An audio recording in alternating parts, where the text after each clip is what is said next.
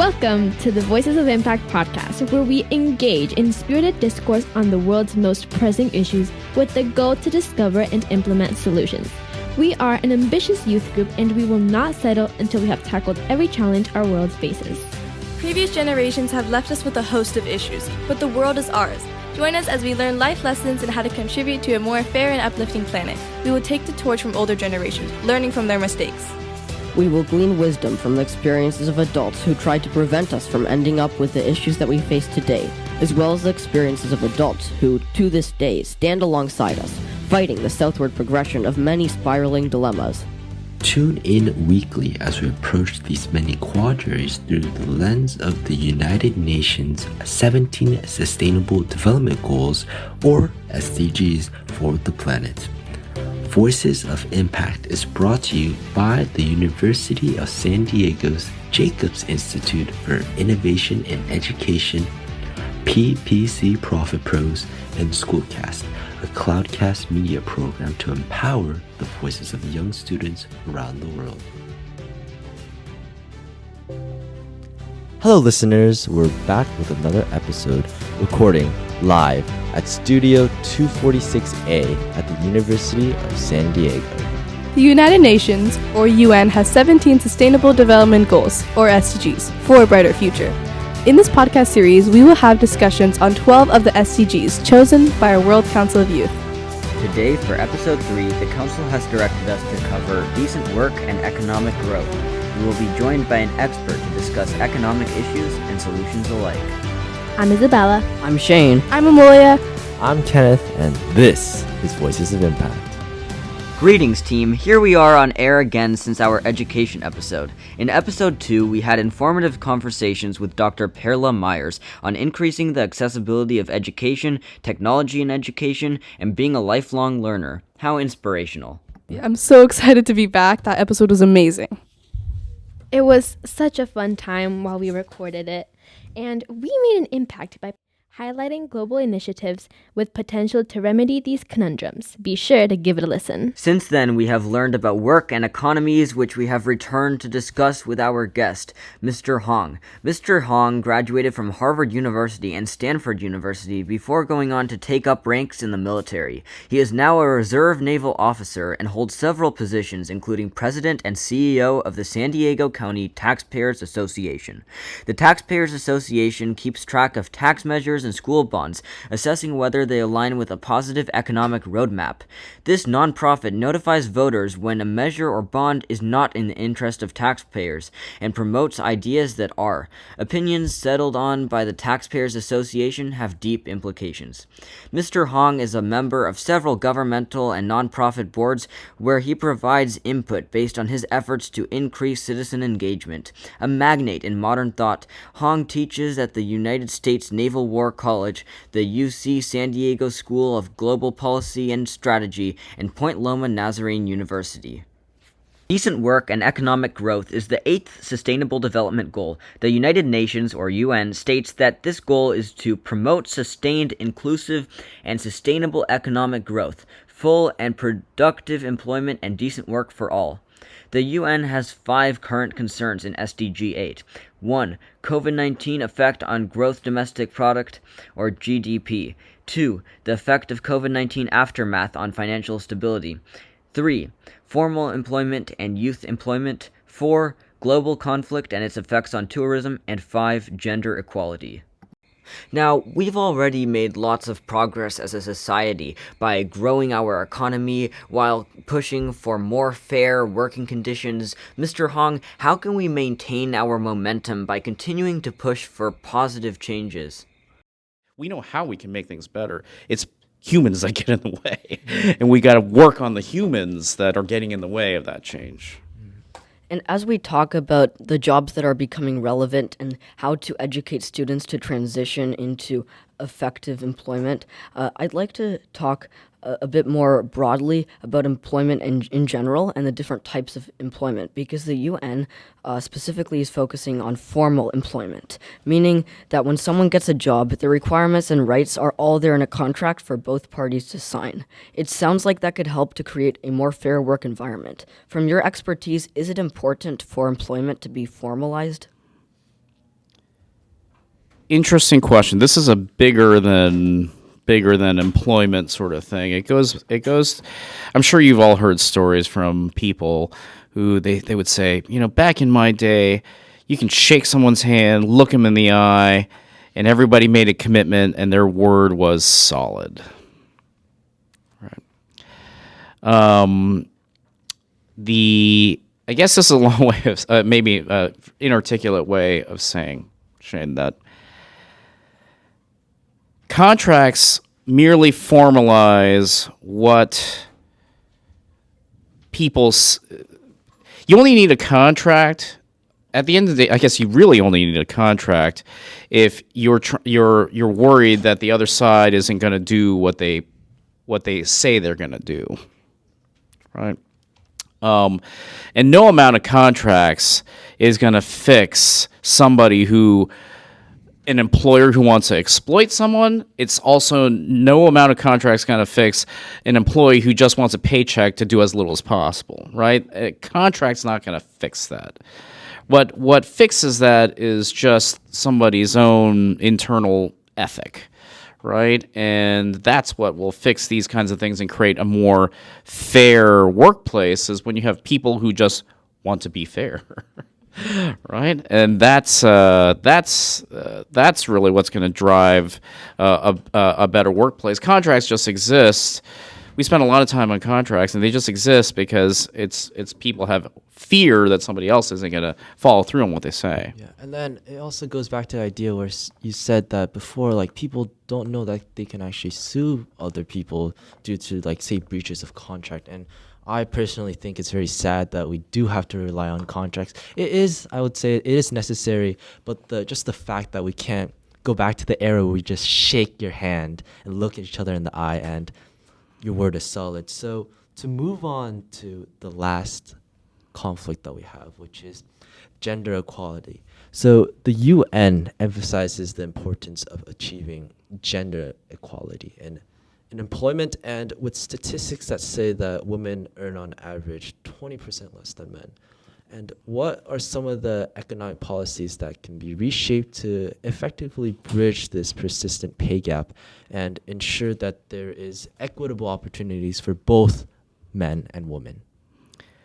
So let's go back to something I said in the middle of our discussion here.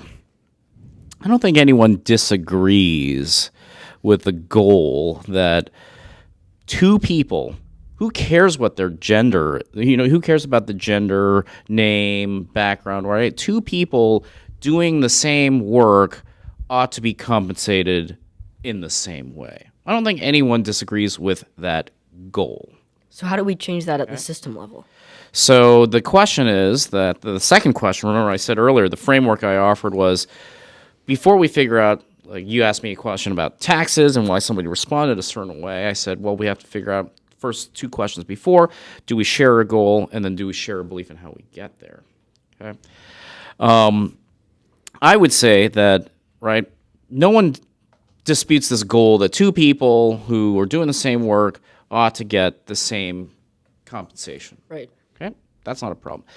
I think where it is that people get hung up and where there's a difference in perspective is how you shape things systematically to get there. I tend not to think that some sort of I call this public policy by cleaver, where you just use a cleaver and you pass laws and whatever, and just you approach things that way as a way to really drive the kind of change. You turn it into compliance as opposed to helping people build a sense for why they want to do it. This is where for instance, a lot of times people complain about CEO pay, corporate CEO pay. I think that those are fair complaints. There's some people that are making a ton of money that, it's ludicrous, right? It's ludicrous. But these are companies that are publicly traded with, it's owned by the public.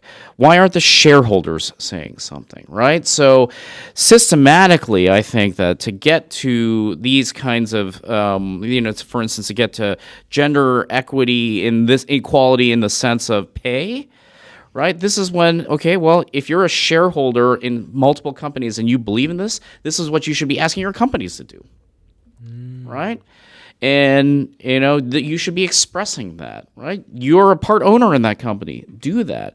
But I tend not to think, don't go to City Hall, don't go to the state capitol, don't go to Washington, D.C. to try to change this, right? Start with where you can.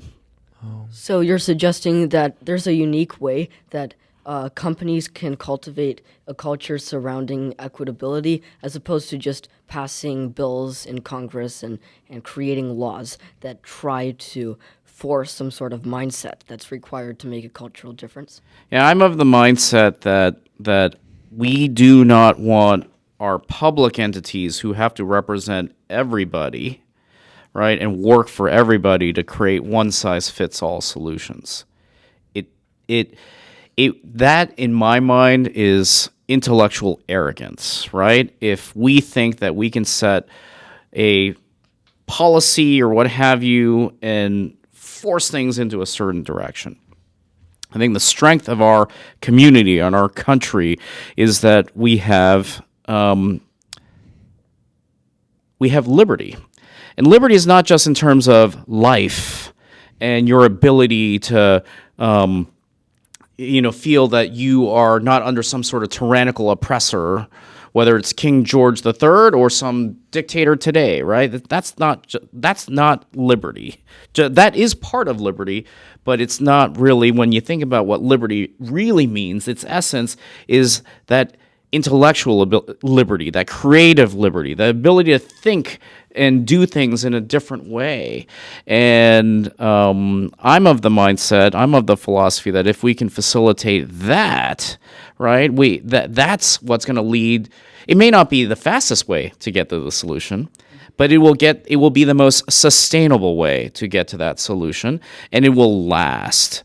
Whereas a public policy intervention, sometimes it might be necessary, but when you're talking about a market this big, with this many people employed, with this many actors, trying to define it, turn it into compliance, I don't know if that will get to where we want to. In fact, it might even slow down progress. So it's about making a deep-rooted impact. It's about making sure that people want those changes inherently. That's my belief. Now, is that easy to do? No. It's hard to do, right? But this is where shareholders could say, okay, well, this is important to me, and so I'm going to invest in those companies that want to promote, you name it. Okay, then if a lot of folks start doing that, then you can guaranteed that then some of these larger publicly traded firms will try to shape reports or put out information that talks about what they're doing. Right? Think about environmental stewardship. Now everybody wants to be green. Right? Now everybody wants to be green. It affects the market, right? And how money flows, and that might be a better way than, for instance, just like dictating exactly how things ought to work. Well, you mentioned that maybe there might be like other ways for them to be more quality. So maybe will hybrid work schedules allow women to allow women that are having children to not lose as much time out of work? Because maybe hybrid work is one of the benefits of the pandemic. Yeah, I can see what you're saying. It makes a lot of sense. I'm hyper aware right now of you're a woman, I am not, and you're asking me a question about what I think. So I'm just trying to now channel what I think my wife would say. My wife and I, we have two little girls, and but as my wife reminded me this morning, I won't say the context of the conversation, but she reminded this morning, you will never know what it's like to go through labor. And you will never understand that. And she's right. Like, I will not, And so I can imagine my wife saying that hybrid work would be more helpful for someone, who has to carry a child, right? I will never have to do that. I cannot do that, right? And so things like that could be helpful. The question I know you didn't ask me this, but what I would get to is kind of like what we were talking about here. The question is, at what level does that become mandated, right? Like, as an employer, I employ people. I've always been hybrid. Well before COVID. When COVID hit and we had to then go all virtual, that was the weird part, but we were already hybrid. Like, people on my staff knew, you know what, if I don't need to come in today and didn't have a meeting, I would just work at home, right? Why waste the time driving, right?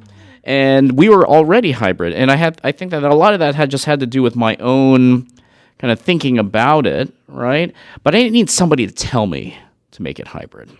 And in fact, I would not have wanted somebody to tell me to make it hybrid, right? Who's going to, who knows my culture better than me, right? And so I think when we talk about these goals and how we achieve them through public policy, we have to be really mindful, and we have to exercise a lot of humility about where is it that, should this be a mandate? Should this be incentivized? How should we get to that goal? I know you didn't ask me that, but it's like, because these questions are about decent work and creating opportunity and making sure that people can sustain in those roles, right? It goes back to the very early part of our conversation where I was saying so much of it has to do with the public policy environment, the public environment that gets created through law. And that's what drives whether something does or doesn't work. And we've talked about it from comparing economies overseas to here or what have you, but I think that those same principles apply. As we look at hybrid workflows, and so much is changing regarding digital teams and is more convenient than ever to get work done for your employer, how can we preserve the human connection in companies and make sure that this doesn't have a negative effect on the economy? Great question. I'll just answer it by saying what I do. When we put out a posting for a job or an internship or whatever, we always say it's hybrid. But I also make clear in the interview that you don't go virtual at least for a few weeks. That's interesting. And everyone, when you start, you're in the office, and you're hearing the jokes. You're a part of the. You sit there and are part of the. What do we call it? Like the water cooler gossip, right? Okay, and you build human connection by just going through some stuff with other people, right? And that's what I do to make sure that they build that human connection. And then once that's there, then we say, okay. Now it's okay for you to sometimes not have that human connection, and I don't worry that it's going to degrade that trust. It's interesting how you build that culture to ensure that hybrid teams do not lose the sense of who they're working with and that human connection. I'm wondering, how can we bring this effect, which is tried and true in your business endeavors, to other countries that perhaps have less advanced technology where they don't have the same opportunities to work virtually when needed?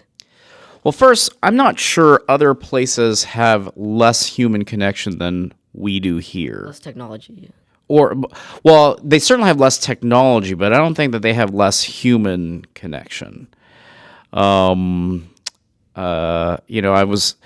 those of us who've had kids, there's you learn about when you have a little infant, there's something called the 5 S's and what you have to do with, to soothe the child. A lot of this came from research that was a doctor that spent actually a lot of time in Africa. And what folks did in Africa to make sure that the child had its needs, right? I think it's fair to say that we have more technology here en masse. I guess my point is this. Sorry, I'm going a little off track here. I'm probably frustrating you all. No, it's completely fine. I don't think technology and human connection are necessarily things these are factors that are like, it's not a spectrum, if that makes sense. I think human connection is human connection, and that can exist. It might be easier for it to exist where there's less technology, actually. Yes, and then You talk about human connection, and I actually have a brother like 10 years younger than me. So during like the quarantine pandemic, I was right there like raising that child, and I can for sure say that's not an easy task. So what would you say? And there's also issues about like people, like you said, they don't talk to each other enough, so they aren't able to actually agree on what goals that they should actually be working together on. And do you have any ideas for any solutions on how we can get people together to actually talk about their differences and say start pursuing like certain goals? The answer to that, I think, is it's going to sound. My answer is going to sound old school. I think folks just need to get together more at the places that we used to get together more. So I'm not a particularly religious person myself, but I told my wife, let's just start going to church, right? And I said, let's go to church because we're going to meet other people. We're going to interact with our community. It's good for our kids. And this isn't about trying to figure out, what faith is the bestest faith in the world, right? This is about building a sense of community. And I have some friends that actually just recently reached out and said, let's just get a group of people together and start talking about things. And I mean, there's nothing stopping us from just doing these things, but people don't do these things anymore because it's easier to sit on the couch and watch. Well, now I guess you just stream things, but instead, like you can just sit and what is it called when you stream a show all the way through? Marathon binging? Yeah, when you're like binge watching something or what have you. So, thanks, folks. Instead of doing that, like choose not to do that and go somewhere, go meet some people, go talk to somebody else, go interact with somebody else. And the only thing that stops someone from doing that is that very person, right? And they just got to make the choice, right? And spend the time that way. So we talked a lot about building a supportive culture in our country and in our community and how that applies to the economy. The UN is about supporting other countries. I'm wondering how, through trade and other economic factors, can we actually support countries that may be lagging behind the economic development of our own? I think the last 60, 70 years, right, post-World War II era, I think what we would see here, now I'm kind of thinking about like economics, I'm trying to be a hardcore like academic nerd now. Trade, foreign direct investment, letting money flow and money flow reliably is what helps things to grow. When you have countries where there isn't rule of law and there's corrupt activity, that means money doesn't flow as well. And so that's going to shut down economic growth, right? So if you were to accept that, then the UN helping with rule of law initiatives, trying to stamp out corruption, and then permitting the flow of resources like investments from outside your borders could be very, very helpful. But that's hard again, right? Because it's letting go. You don't control it. You're throwing yourself out there in the marketplace, and that's hard. But it's having a faith also and belief in the people and human ingenuity, and then and for the countries like South Korea that took that bet, it paid off. Well, we've looked at some issues in decent work and economic growth and ideated on solutions, but Voices of Impact has a global theme, so let's dive into some recent innovative extraterritorial initiatives to see what we can learn. Mr. Hong, will you give your expert opinion on each? Sure. I don't know if it's expert. I'm happy to. All right, awesome. Isabella, take it away. So, Singapore's Skills Future initiative offers credits to all citizens for career applicable courses aimed at continuously upgrading their skills to stay relevant in a rapidly changing economy. Would maybe a credits-based system benefit accessibility to job education in the US? Tell me what you mean by credits based. Like, what is this credit? Is it a scoring system? What is it that they're doing in Singapore? So it's kind of like the government. It's a great country, by the way. I don't know if you've been there. Like, They have some advanced initiatives like Skills Future. The government provides citizens with the ability to access career applicable courses. So it's basically about making them more accessible so that citizens can continue to stay relevant without having to pay a lot of money. so with my understanding what you just said, I'll say yes. That sounds like a great thing. It's not too different, for instance, from what our community colleges do in our corner of the universe, right? The community colleges are here to help the local community folks who want to pivot or retrain or learn some new skills, right, and stay applicable in the workforce. So, on the face of it, without knowing too much of the detail, sounds like it makes sense to me. So just to go a little bit more, give you a bit more detail. So the credits that they're talking about is like more financial credits, like we have here food stamps just for food. In Singapore, it's for actually these credits, it's only for, say, learning specific skills for specific jobs. Would some kind of government law mandating an agency or something like that to hand out financial aid that will only be used for, say, learning specific skills or learning specific trades would it work here in the US? I think that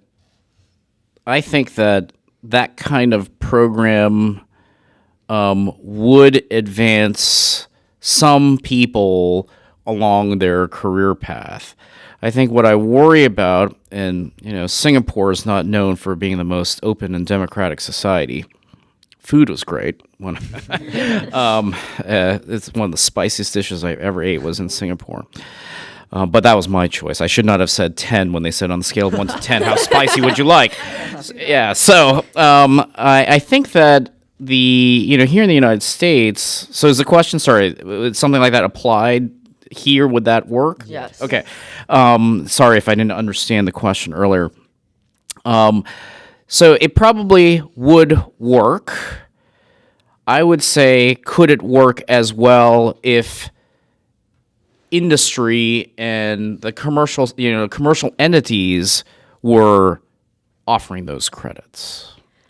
So it's not governments, but rather the corporations themselves. Oh, I see. Right, because who's the ultimate place that's going to employ somebody? Right, so this is where I would say to a local manufacturer, if you need people who are going to be good at robotics, Teach them. Quit waiting for the government to, create a credit program for that. Just make your own credit program for that. Yeah, that's what I'd say to them. Yeah, it's kind of like there's like this saying. It's like if you give a man a fish, you feed him for a day. If you teach him how to fish, you feed him for a lifetime. It's kind of like that explanation. Well, there's a person that I know, and I don't know. I know a friend who knows this famous person, and this famous person said, I may get this wrong.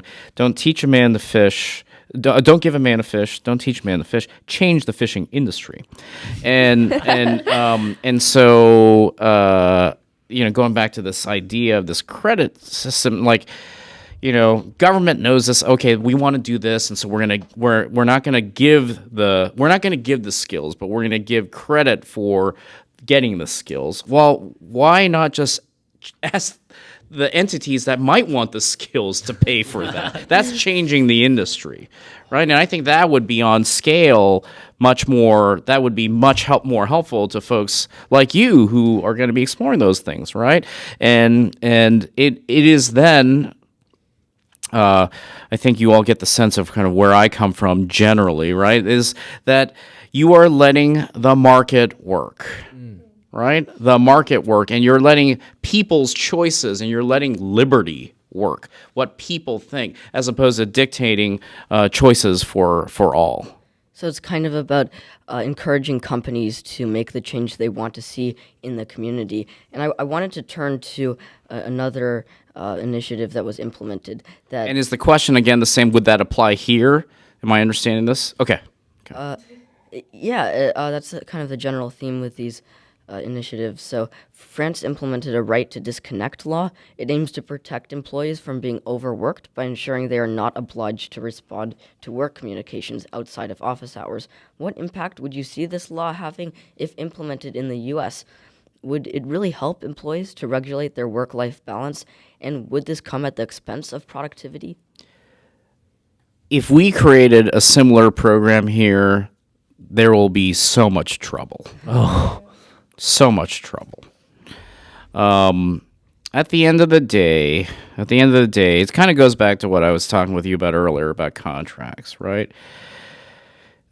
We can't legislate all the behaviors we want people to follow.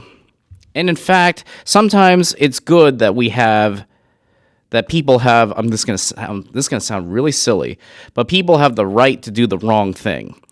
Because when that happens, it makes communities better. We see what's going on. You see different ideas. Anyhow, so it's, for instance, if an employer and an employee, if an employer is the kind of employer, or if there's a boss that's just, I don't want to use the word abusive, but abusive, right? Like, and always constantly calling for people needing this and this and that.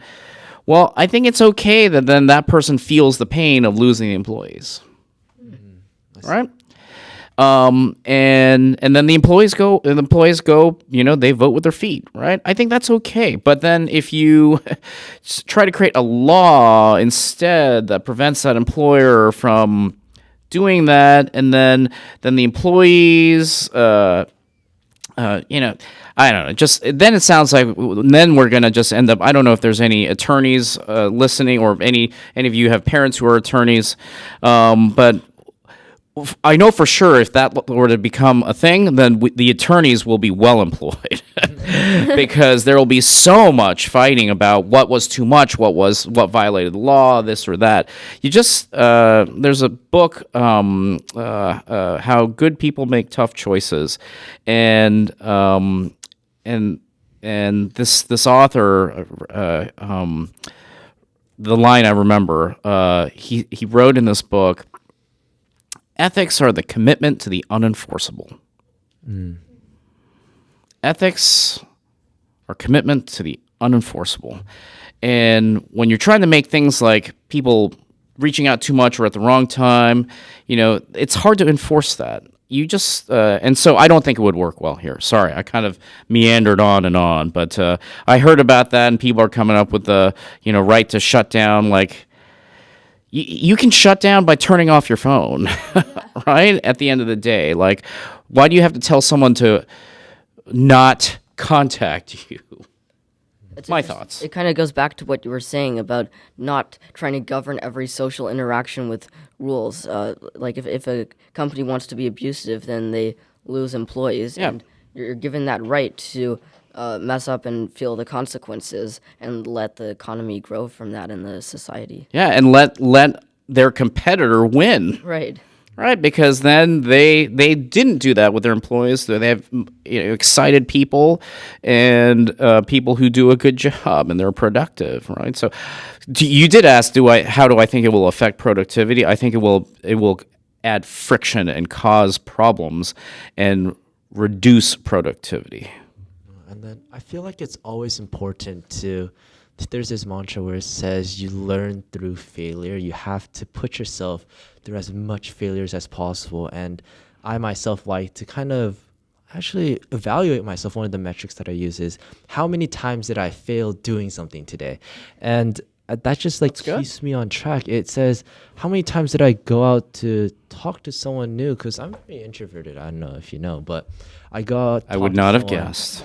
And then there's times when I've been straight out flat rejected, or there's times when they don't speak English and I didn't know. And it's very interesting to have those types of just experiences. So to go on to another thing, it's New Zealand's well-being budget, which prioritizes spending based on well-being indicators rather than just economic metrics.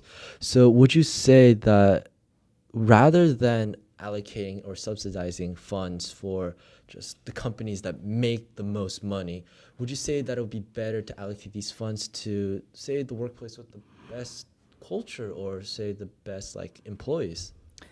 I like your question because it gets back to. I'll be hyper American talking about this. We talk about in this country about life, liberty, and the pursuit of happiness. The pursuit of happiness. I think it would be great. This is going to make me sound nutty, but maybe I'm already nutty, right? I think you're right that we ought to think about policies and their impact on that pursuit of happiness. I see. Why don't we ask people whether they feel like they have the opportunity to grow, and then use that to study whether a policy intervention did or didn't help us make progress? You're right. I think that using economic developers alone are inadequate. Now, I think they're necessary, but not sufficient if we want to continue to grow as a community, as a society. I really think there's a lot of merit in asking people, are you happy? Are you happy? Are you happy? And then if the answer is yes, then you know what? And if they're happy and the answer is yes and the road stinks, then we don't need to pay for the roads too, right? Like then it helps us understand really where we ought to spend our money. And if we just ask people, right? And now we're at the place where with technology, it's possible we could actually ask everyone. That's exciting, right? And then if we started driving policy in that way, in fact, I would love at the Taxpayers Association, I've been talking about this for years, I would love to figure out a way to figure out how happy every single San Diegan is, right? How satisfied are they? How content are they? Because then that will help us think through, well, what ought we to do with our limited public resources locally, and how do we maximize that? How do we optimize that? At the Taxpayers Association, what policies have you seen and approved that would actually help to create an economy that's more for the people, by the people, like you were mentioning?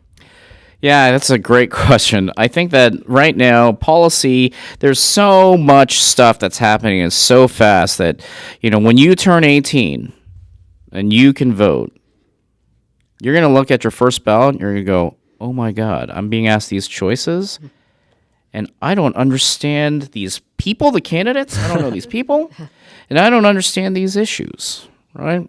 And there's so much out there, so it's hard. I do think that to get to a place where we have policies that are, of by and for the people, that we really need to scope down to what we think is most critical and everybody shares. It goes back to that first question, shared goals, right? Shared goals. Right now in our world, we don't share goals on environmental stewardship. We don't share goals on gender equality. We don't share goals on some of these things. But we do share goals on things like, do I want my roads to be paved? Do I want my, when it rains, like here in San Diego, do we want when it rains that the stormwater moves without flooding a neighborhood and damaging a community, right?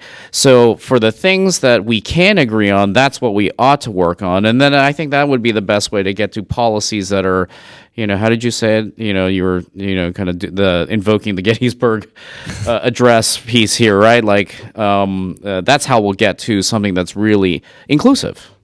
Yeah, I think it's so interesting how you said that we would take everyone's opinions into consideration, thinking what they think and how we can use their opinions to just include that into the work, into the industry nowadays and make that a better place for everyone. And if someone's not happy and some people are, then just trying to find a balance so everyone is okay with where they are and where they live. Yeah, I get excited about the future where we could ask everybody what they think. That would be we ask them how they feel. Now, I want to delineate. I want to be clear too. I'm not saying that we should ask everybody like, what's the right answer, right? Because you also need processes and you need institutions to develop the right ideas. Okay? Ideas have to get moderated and they have to be stewed on within institutions where you have the right professional viewpoints and thoughts. So there, a lot of times I get worried today we live in a little bit of a mobocracy where mobs define solutions and say what needs to happen. Mobs would be better served if they just define the problems, right? And they define the problems, and then we all talked about it, and we all got to a shared sense of problems. And this is what I'm saying. If we asked everybody what they thought, if we asked everybody how they felt, we would start to get to shared understanding about the problems. So then maybe we can get to some shared understanding of goals. Yes, and then that was a fantastic conversation. And just one last thing, if you were to answer in one sentence, say you were to have a magic wand, right? And you were able to make a change across the globe for the good of decent work and economic growth, what would one thing you do? What's like, just what do you think is like the best option? Mr. Haney Hong, the god of of decent work and economic growth improvement, and you can cast a spell to enact some change across the globe. We're building the anticipation, aren't we? Yes, we are. Yes. You don't normally intervene, but this is your one chance. The intervention that would address what you all are talking about here, what we've been talking about here, is, I think, if I had a magic wand, we can do whatever we want, right? Is we would invest in our civic institutions. Civic institutions. It's those civic institutions that build that connective tissue with people. We talked about human interaction, right? It's places like churches that build those connections, civic institutions that build those connections. When you have those civic institutions, I've already answered with one. I was really, really worried with your one sentence limitation. Now I'm explaining why, right? When you have these civic institutions, people can connect. Then people can work together to identify the problems. People can come up with ideas on how to develop this. We can talk about different ideas. But the stronger our civic institutions are, the better we will be. And that applies not just here in sunny San Diego, although we are in June gloom. Sunny San Diego, it applies in the United States. It applies across the world. Okay, so thank you so much for your discussion. We really enjoyed it. Thank you. Yes. I'm sure that all of our listeners just loved to have you as our guest. And how can our listeners follow your work and life as a lifelong learner and leader? One, I would read a lot. Yeah. Read. Two, I would engage with other people, just like you all are doing. Engage with other people. And then three, go find those civic institutions to be a part of. Yeah. Well, I'm confident that our generation can initiate a transitory period of our own, armed with information from our discussion today. Mr. Haney Hong, thank you for joining us on Voices of Impact. Thank you so much for having me. Thank you, Mr. Hong. Thank you so much. We loved to have you. The World Council of Youth, which we started to inform the Voices of Impact show, has declared that industry, innovation, and infrastructure will be our next SDG to cover. So we'll be back next week with a surprise guest for a compelling episode of Sustainable Development Goal number 9. We are practically jumping over the moon with how excited we are for the next episode of Voices of Impact.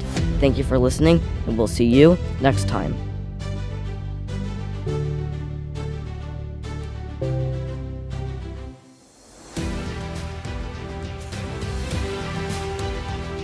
We hope you enjoyed the Voices of Impact podcast, where we engage in spirited discourse on the world's most pressing issues with the goal to discover and implement solutions. Our mission is to overcome global and societal conundrums through student unification, accepting our roles as future stewards of planet Earth.